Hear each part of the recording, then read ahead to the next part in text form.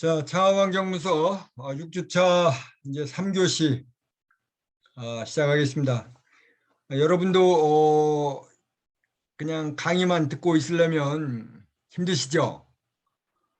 저도 여러분들을 이렇게 대면하지 않고 혼자 떠들려면 힘듭니다. 우리 조금 힘들지만 잘 극복해서 아무튼 좋은 성과 이룰 수 있도록 함께 조금 더 노력을 해 봅시다.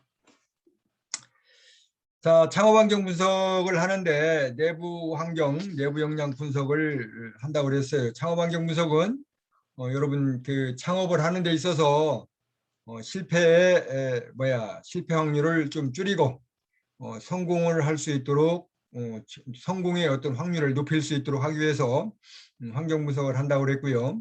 그다음에 창업환경 분석은 내부 환경과 외부 환경을 같이 분석을 한다고 그랬어요. 그래서 내부 환경 분석을 지난 시간에 쭉 한번 살펴봤고요. 내부 환경 분석한 거를 종합을 해보면 인적 자원이나 기업의 어떤 문화적 자원이나 재무적 자원, 실물 자원, 정부 기술적 자원 이런 것들을 전부 한번 분석을 해 본다 이렇게 설명을 드렸습니다. 이 5가지 요인을 물론 종합해 보면 그냥 사람과 돈과 물자죠. 그다음에 또 더 크게 보면 사람과 돈이겠죠.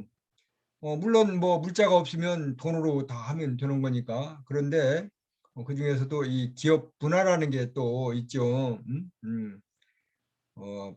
지난 시간에 설명드렸지만 마음은 민주적인데 언행은 권위적으로 하는 그런 경우도 있고, 그다음에 고객 관계 관리를 할지, 그다음에 이 공급 관련 그런 관리를 할지 이런 거는 기계적인 어떤 시스템에 의해서 되어야만 물론 그 일본이 그 한국에게 반도체 산업의 핵심 소재인 3가지를 어느 날 갑자기 이 수출을 중단하듯이 그런 상황도 있을 수 있겠지만 이런 시스템에 의한 그런 관리가 되어야만이 그런 뭐라 그럴까 갑작스러운 상황이 벌어지지 않는다는 겁니다.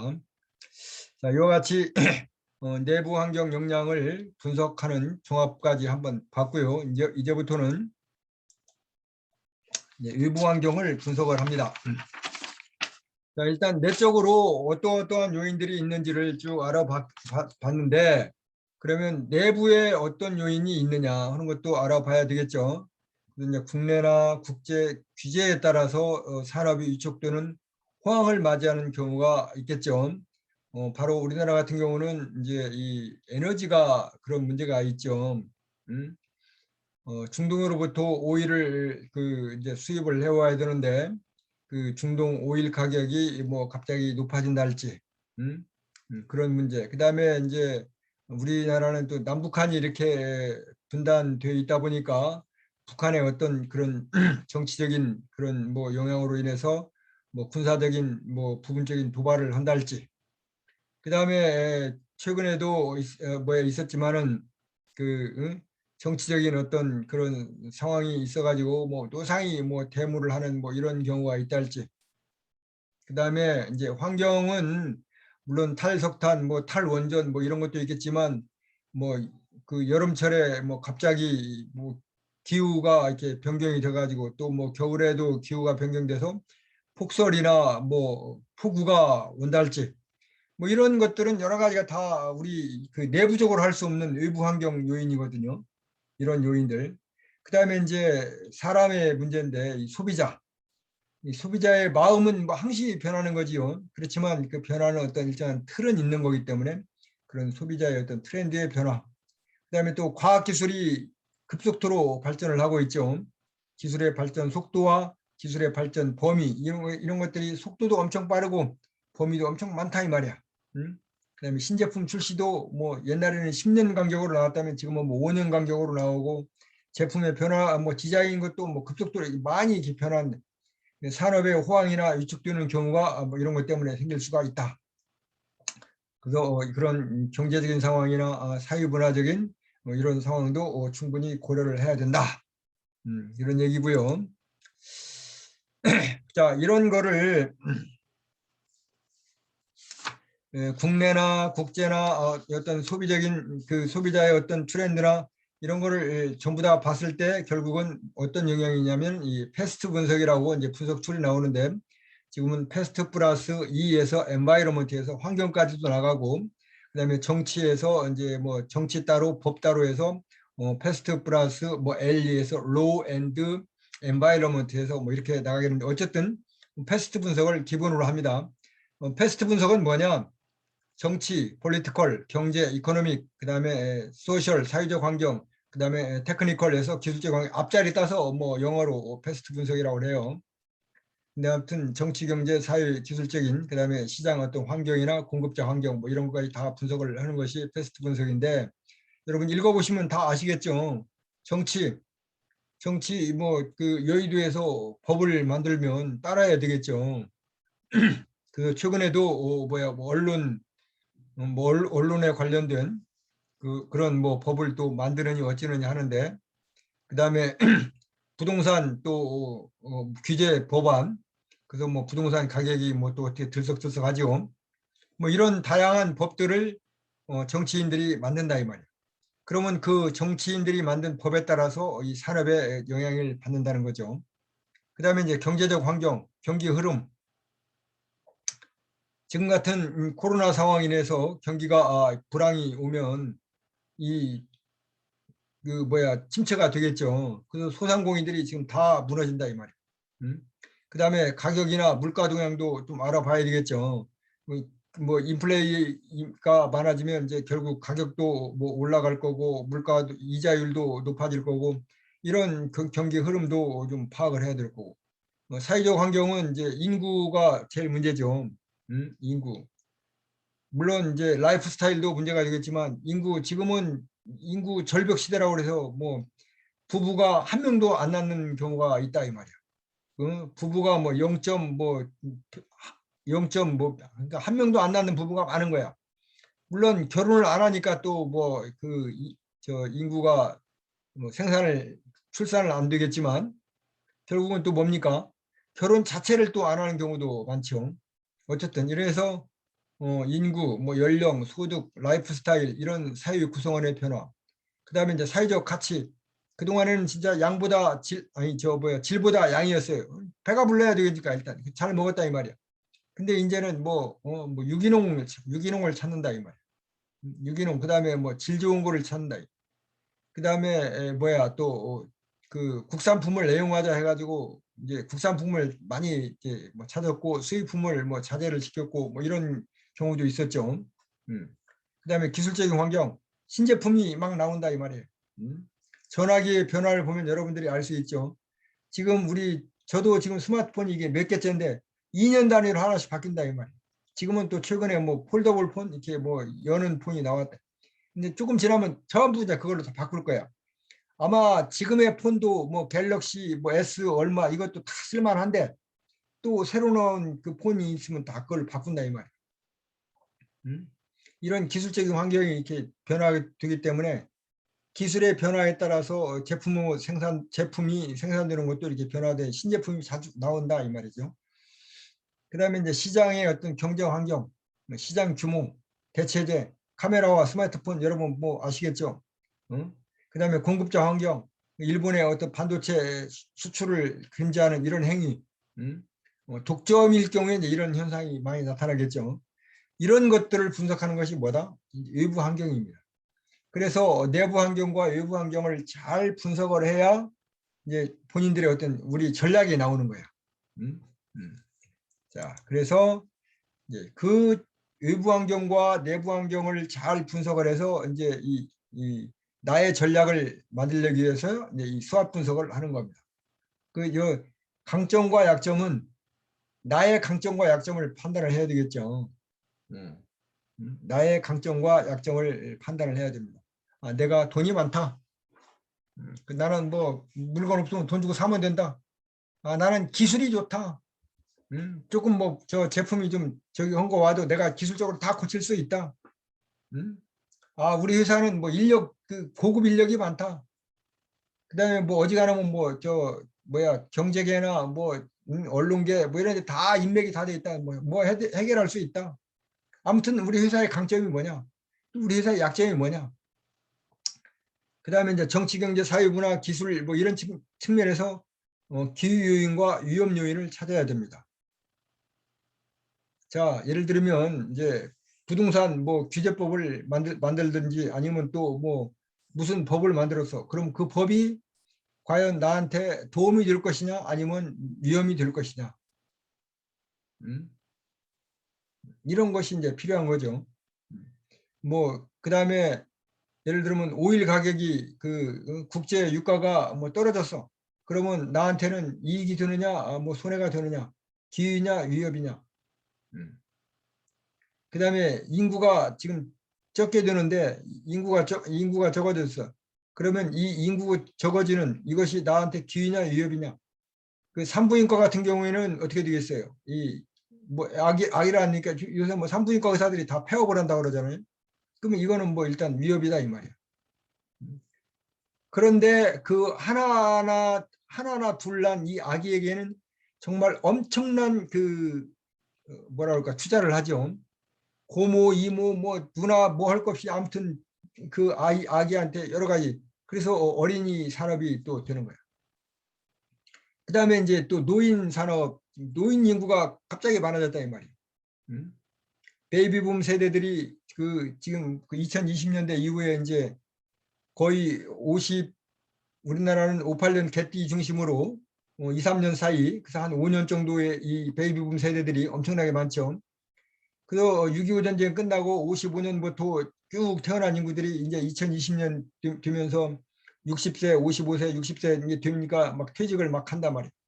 그러면 이 노인 인구들 지금은 신중년이라고 그래요. 이 신중년 인구가 많아짐으로 인해서 어떤 나한테 기회가 될 것이냐 위협이 될 것이냐 이런 것들을 판단하는 것이 이 사회적인 현상으로 가지고 판단하는 겁니다. 그래서 기후 요인과 강점 요인을 보탠 것이 거기서 뭔가를 찾는 것이 뭐다? SO 전략이다. 그 다음에 강점은 더 강화를 시키고 위험 요인은 회피해 가야 되겠죠. 위험한 거는 좀 최소화해야 되고 회피해야 돼. 이게 ST 전략이다. 그 다음에 이제 WO 전략은 기후 요인은 살리고 그 다음에 약점은 보완해서 약점을 보완해서 기후 요인을 살려가는 것이 WO 전략이고 WT 전략은 약점과 위험 요인을 회피하거나 아니면 뭐야 없애는 거죠. 그럼 WT 전략은 아예 그냥 좀 쉽게 얘기하면 사업을 접는 거죠. 이 사업을 접고 다른 사업으로 하든지 뭐 이런 게 이제 WT 전략. 그러면 여러 가지 내가 뭐 사업을 하는 것이 뭐 한 10가지 된다. 그럼 10가지 중에서 뭐 WT 전략은 한두 가지 요거는 접고 SO 전략인 요거는 키운다. 이런 것이 이제 이 SO 수학 분석으로 나오는 겁니다. 이 수학 분석을 여러분들과 같이 실습을 한번 해볼 수 있도록 제가 준비를 하겠습니다. 자, 그럼 이와 같이 해서 SO 전략이 나오든 뭐 WT 전략이 나오든 이런 전략이 이제 하는데 여기서 어떻게 내가 창업을 할 것이냐 그러면 새로운 시장으로 새로운 산업을 개척할 것이냐 아니면 새로운 기술로 가져갈 것이냐 아니면 새로운 혜택, 새로운 가치를 제공할 것이냐. 그래서 새로운 시장이면 예를 들면 드론으로 뭘 한다 이 말이에요. 드론으로 물건도 배달하고 드론 농약도 하고 뭐 이런 것이 나왔다 이 말이에요. 제품과 서비스를 제공하기 위한 것이 뭐냐? 드론 산업으로 나옵니다. 새로운 기술, 전기차가 나온다 이 말이에요. 지금은 그 휘발유, 그 내연기관에 의해서 했는데 앞으로는 전기차가 나와요. 그러면 전기차가 나오면 또 이 내연기관에 있던 것들이 전기차로 오면서 얼마나 많은 기술들이 변화가 이루어지겠어요. 뭐 부속품이 뭐 반인가로 이렇게 준대요. 그러면 전기차는 지금 배터리가 핵심인데 배터리를 만드는 배터리를 만드는 회사가 차를 만들 것이냐, 차를 만드는 회사가 배터리를 수입을 해서 만들 것이냐. 그럼 전기차는 예를 들면 지금 자율주행 또 차가 나온다. 자율주행 차를 만드는 회사는 구글에서 만든다 이 말. 근데 구글은 IT 기업이야. 이게 이제 산업이 이제 융합되는 거야. 그 새로운 혜택, 제품과 서비스의 개선된 방식과 기능을 제공하는 건데 에어비앤비 즉 이건 뭐야? 에어비앤비가 에어베드와 그다음에 블랙퍼스트 해가지고 그 침대와 아침 식사를 제공하는 것이 에어비앤비죠. 음? 그래서 2000 그 뭐야 7년도인가 그 뭐 샌프란시스코에서 디자인 컨퍼런스가 열렸어요. 음? 그러니까 쉽게 얘기하면 뭐 그 디자인 전문가들이 회의를 열었지. 샌프란시스코로 디자인 전문가들 다 모여 하니까 샌프란시스코에 이 뭐야 1박 2일 뭐 2박 3일 이렇게 해야 되는데 자고 먹고 해야 되는데 잘 방이 이제 부족한 거야. 음? 그러니까 그 뭐야 이 에어비앤비 창시자들이 야 너희 집에 뭐 그 객실 있어? 남는 방 있어?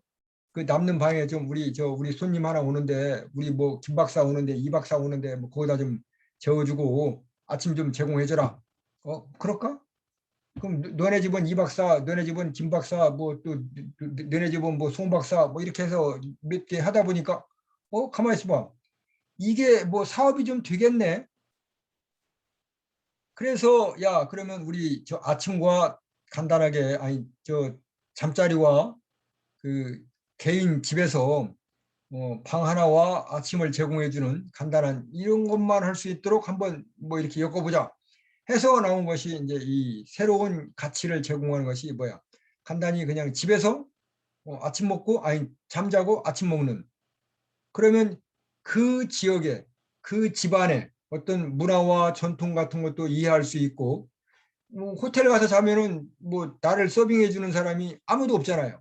그런데 어떤 그 주인집에 가면 주인하고 이렇게 뭐 저녁을 같이 먹는다 할지 아니면 약간의 남는 시간이 있으면 불편하지 않다면 뭐 주인하고 대화를 한번 해볼 수 있다든지 그래서 그 지역에 대한 역사와 뭐 전통과 이런 거를 이렇게 듣다 보면 공유가 된단 말이죠.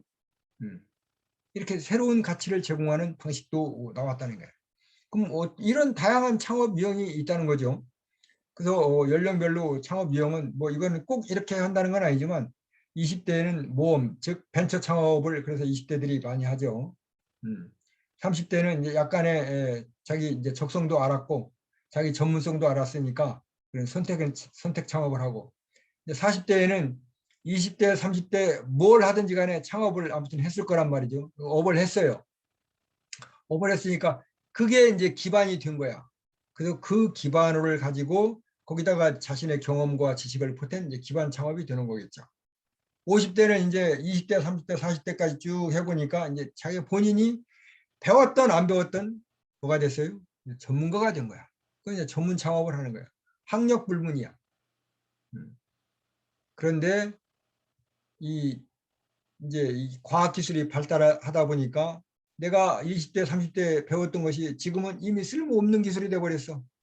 나는 공중전화를 만드는 그 기술과 공중전화를 운영하는 뭐라 그럴까, 지식과 경험이 있었는데, 지금 시내에 가보면 공중전화가 하나도 없지 않습니까? 그럼 나 공중전화 가지고 안전 창업을 할 거야? 이건 안 되는 거죠. 그래서 이제 뭐를 해야 돼? 새로운 학문과 새로운 뭐 기술과 이런 거를 배워야 되는 거예요. 그래서 뭐가 생겼어요? 우리 이 창업 경영학과가 생긴 거고, 지난 시간에 설명했지만 창업에 대한 여러 가지 인프라, 창업보육센터, 무슨 창업센터, 융합 창업 캠퍼스, 그다음에 뭐 기술 창업 지원센터, 뭐 이런 다양한 창업에 관련된 인프라들이 이제 생겨났다 이 말이에요. 음. 교육부에서도 이제 뭐 창업대학원, 뭐 창업경영학과 뭐 이렇게 이제 창업적으로 교육에 대한 지원도 하고 있고. 그래서 여러분들도 이런 변화의 유형을 알아야 적응을 해나간다 이 말이죠. 자, 이렇게 해서 이제 어쨌든 간에 본인이 창업을 했어요. 그러면 이제 자영업이 된 거잖아요.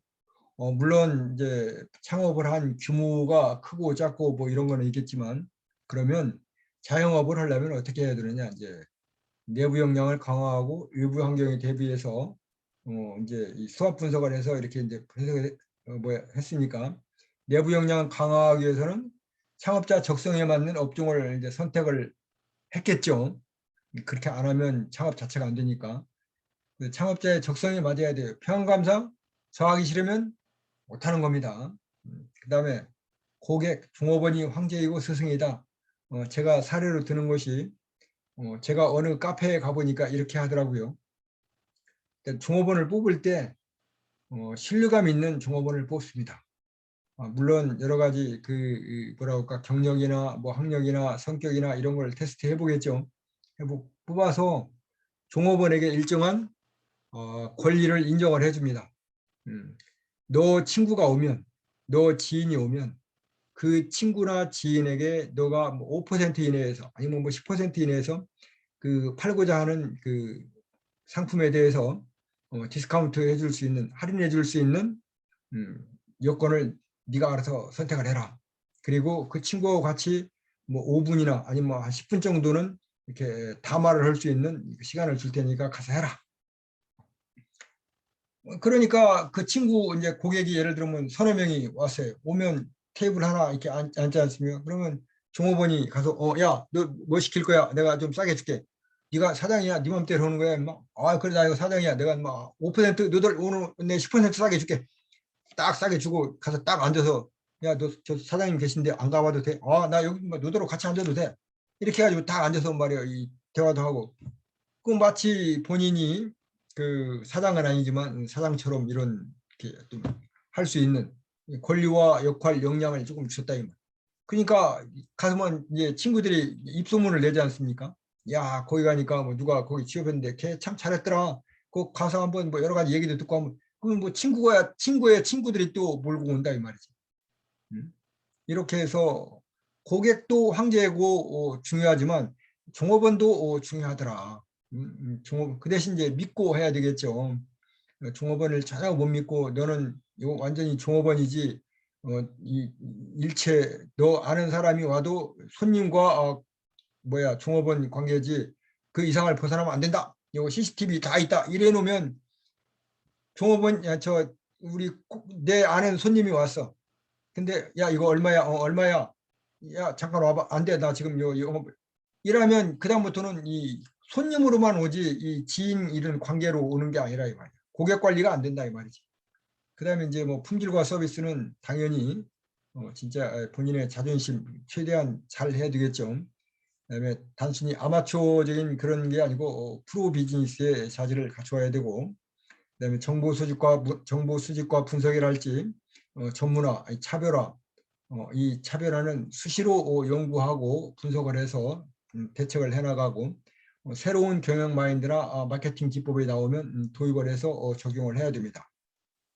그 적게 시작을 해서 내실 있고 크게 키워가는 지난 시간에도 설명했지만 예를 들면 뭐 물론 카카오가 다 잘한다는 건 아니고 최근에는 카카오가 약간의 제재도 받고 카카오에 대한 그 나쁜 여론도 좀 있고 하는 거 있습니다.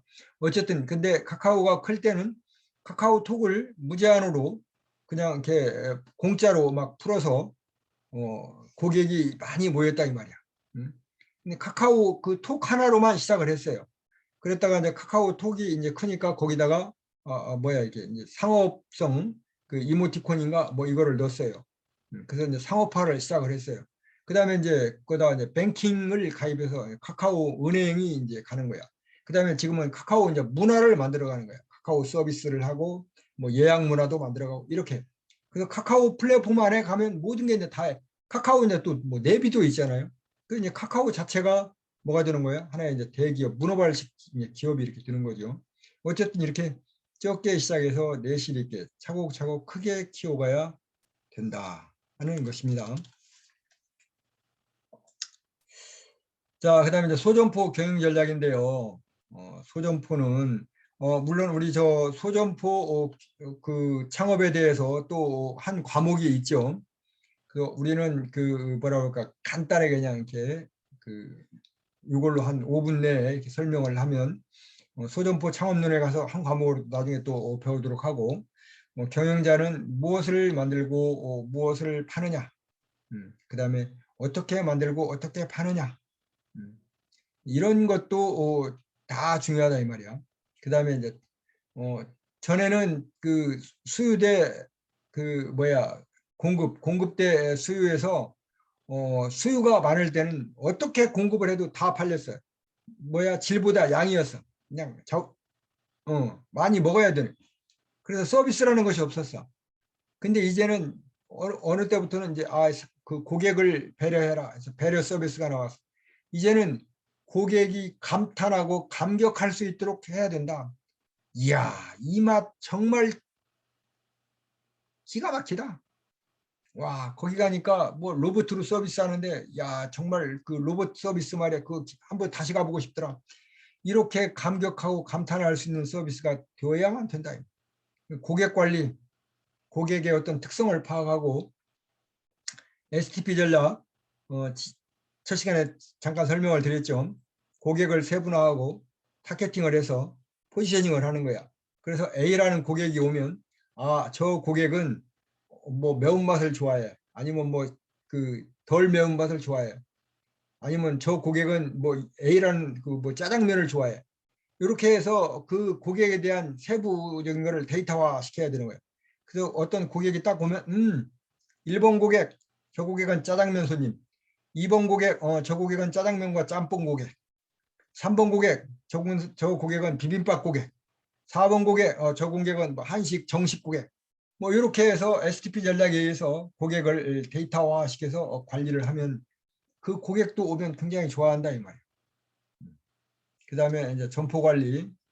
점포 관리는 광고 효과할 때 조명이나 청결성, 뭐 그 인테리어도 중요하지만 익스테리어도 중요하고, 그래서 밖에서 볼 때, 안에서 볼 때, 그다음에 특히 이제 공간 관리, 출입구, 화장실 이런데, 뭐 계산대, 조리실, 객실 이런 거 다 할 거 없이 좀 깔끔해야. 화장실 한번 가봤더니 말이야, 거기 식당 그 화장실 가면 아이고 먹은 게 다시 다 나와. 그러면 그 집 가고 싶겠습니까? 안 가지. 그래서 안 보이는 공간도 좀 잘 해야 되고, 그다음에 상품 관리, 홍보 중요하죠. 주력 상품이 뭔가, 유인 상품, 즉 미끼 상품이 뭔가, 미끼 상품으로 이렇게 해서 미끼 상품만 주고 나중에 주력 상품을 뭐 저기 한다 할지, 그러면 미끼 상품만 가져가고 주력 상품을 또 안 가져가는 경우도 있죠. 그래서 그런 특성을 고려해서 노출을 확대를 하고, POP 광고라는 건 뭐냐면 구매 시점 광고라는 거죠. 구매 시점에. 그러니까 이렇게 매장에 가면 진열을 어디다 할 것이냐. 통상 이 사람들의 그 눈높이에 맞게 해야죠. 그 성인들이 주로 찾는 거는 약 170cm, 160cm 고 고객에 맞게 해놓고, 어린이용 상품은 3살, 4살 먹은 꼬마들이 올 때는 그 고객의 눈높이에 맞게 두는 거야. 그 엄마하고 애기하고 같이 이렇게 가면은 애기가 엄마 이거 하면 애기들 눈높이에 맞게끔 그걸 갖다 놔야지, 애기가 좋아하는 거를 저 위에 놓고 엄마가 좋아하는 걸 밑에 놓으면 못 찾는 거죠. 찾기도 귀찮고. 이게 POP 광고라는 거예요. 그 매장 위치, 진열 방식, 그다음에 거기에 뭐 간단한 설명문, 이런 게 중요한 거고. 그다음에 이제 저 홍보를 할 때 FBI, 페이스북, 뭐 밴드, 인스타그램 이런 저 뭐 카카오톡, 다양한 그 SNS를 통해서 이제 홍보를 한다는 얘기죠. 그래서 개인 1대1 맞춤식 홍보도 되어야 되고요. 그래서 개인적으로 이렇게 상품 관리 홍보도 해야 된다. 자, 여기까지 이렇게 해서 저기 그 수학 분석은 이 대단히 중요합니다. 물론 수학 분석이 이 경영학적인 그 학문에서 출발은 했지만 지금은 뭐 안 끼는 데가 없어요. 개인적으로도 뭐 회사에서도 뭐 국가 경영을 하는데도 다양한 분야의 수학 분석을 활용하고 있습니다. 근데 그만큼 SO 전략이나 SD 전략이나 뭐 WO 전략 이런 전략을 찾으려면 그 외부 위협이나 외부 그 기후요인이나 위험 요인, 그다음에 내부적으로 강약점을 잘 분석을 해야 되겠죠. 그래서 이 분석을 하는 것이 또 힘듭니다. 근데 그런 분석을 여러 번 해봐야 돼요. 그 자기 자신 분석, 자기 집안 분석, 그다음에 자기 가게 분석, 이런 분석하는 연습도 여러 번 해봐야 되고요. 그렇게 해야만이 정말 그 필요한, 내가 새로운 창업을 하거나 할 때 어떤 거를 창업을 할지, 실패의 위험을 줄이고 성공의 확률을 높일 수 있는 그런 환경 분석이 된다 이 얘기입니다. 자, 아무튼 또 여기까지 이렇게 수업을 마치고 다음 주에는 이제 상권 분석을 한번 보겠습니다. 지금은 이제 상권 분석이 사실은 어떤 면에서는 일부 의미가 없어요. 왜냐하면 이 상권 분석이 옛날 오프라인 시대에 있을 때 뭐 1차 상권, 2차 상권, 뭐 3차 상권 이렇게 상권 분석을 했는데, 이미 지금은 뭘로 합니까? 이 디지털로 다 바뀌어가지고 이 뭐 모바일, 뭐 이커머스, 엠커머스, 라이브 커머스, 퀵커머스 뭐 이런 시대에 과연 이 상권 분석이 필요할 것인가? 그런데도 일부 지역에서는 상권 분석과 입지 분석이 필요하기 때문에 상권 분석과 입지 분석이 뭔지 이런 걸 한번 알아보는 시간을 갖도록 하겠습니다. 자, 이렇게 해서 창업환경 분석 3주차, 아니죠, 6주차 3교시 수업 모두 마치겠습니다. 여러분 수고하셨고요. 어쨌든 지금 그 코로나와 그다음에 환절기 건강관리에 각별히 조심하시고 대면 수업 시간에 만나 뵙기를 희망을 하면서 모든 수업 마치겠습니다. 여러분 수고하셨습니다.